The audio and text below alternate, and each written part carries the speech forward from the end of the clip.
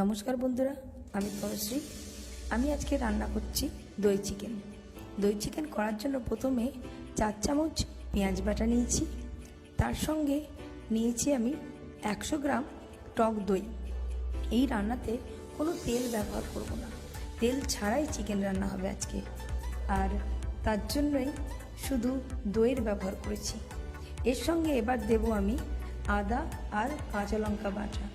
কাঁচা লঙ্কা যেগুলো শুকনো শুকনো হয়ে যায়, লাল লাল, সেই কাঁচা লঙ্কাটা ব্যবহার করেছি।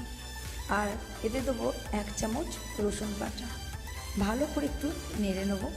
তারপরে এতে আমি চিকেনগুলো দিয়ে দেবো। আসলে কি, আমার ছাত্রছাত্রীরা প্রায়ই আমাকে বলে কিছু হেলদি রান্না করতে, আর আমি বাড়িতে প্রায় এরকমই রান্না করি। তো ভাবলাম এই রেসিপিটা একটু শেয়ার করি। আমার ছাত্রছাত্রী এবং বন্ধুবান্ধবরা সবাই একটু দেখবে এবং তারাও বাড়িতে করবে। এটা ভীষণই হেলদি একটা রান্না, আর খেতেও খুব ভালো লাগে। কেউ বুঝতেও পারে না যে এটা তেল ছাড়া রান্না হচ্ছে। আর এটাতে কোনো জল ব্যবহার করব না। জল দিলে এই দইয়ের স্বাদটা থাকে না, তাই জল না দিয়েই এটাকে রান্না করব। এতে এবার দিয়ে দেবো 1 চামচ টমেটো পিউরি। 1 চামচ একটু বেশিই দিচ্ছি আমি। আর তারপর এটা একটু ভালো করে নেড়ে নেবো। নেড়ে নিয়ে 2-5 মিনিট রেখে দেবো। তারপর এর সঙ্গে মেশাবো আমি 1 চামচ নুন। দেওয়ার পর কিছুক্ষণ রেখে দেবো।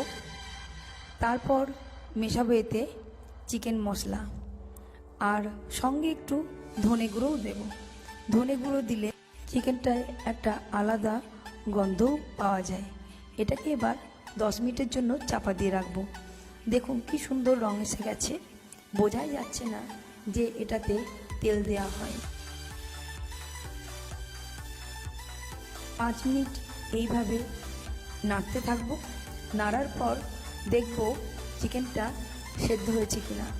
আর একটু নেড়ে নিয়ে দেখবো চিকেনটা মনে হচ্ছে সেদ্ধ হয়ে গেছে।